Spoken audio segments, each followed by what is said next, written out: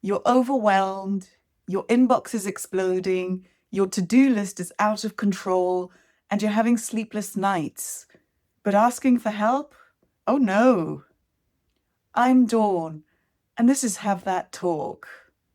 Asking for help is not a sign of weakness. In fact, it could be a sign of strength, because it means that you've realized there's a bit of a flaw in the processes or the system.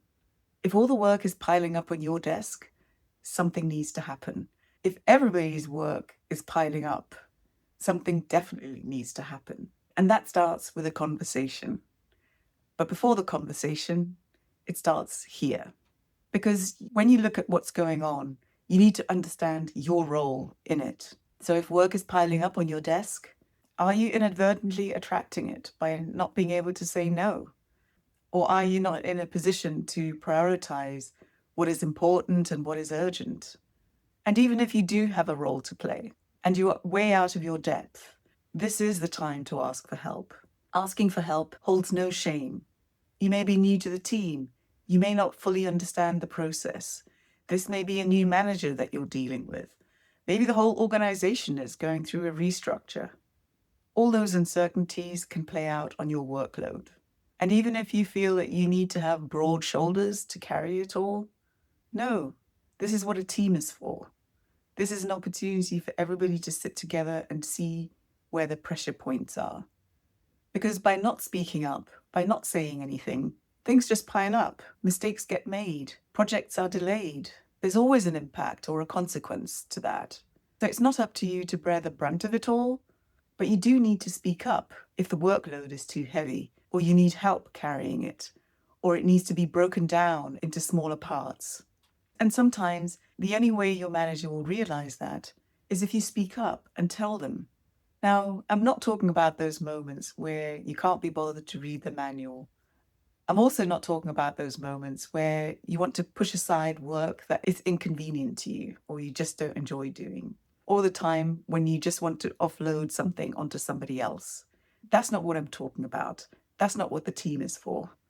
I'm talking about those moments where the workload needs to be distributed more evenly or where the processes need to be examined more closely to make sure that they work better.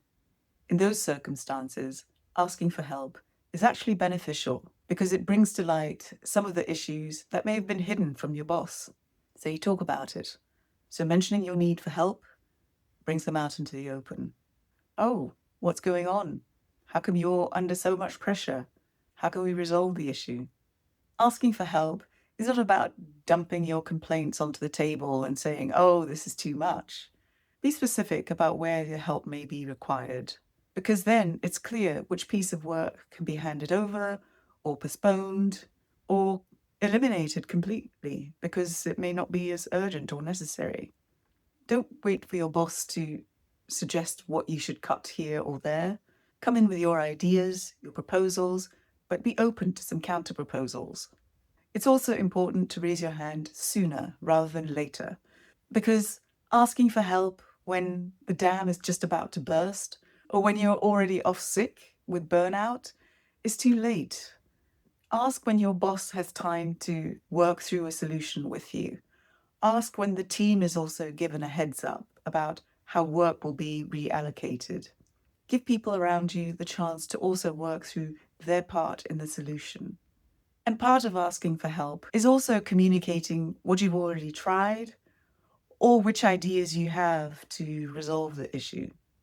So when you need help, don't be too proud to ask for it, but also don't come in empty-handed. Bring along your ideas and suggestions. And finally, don't leave it too late when you go in to have that talk. Okay? I'll see you next time.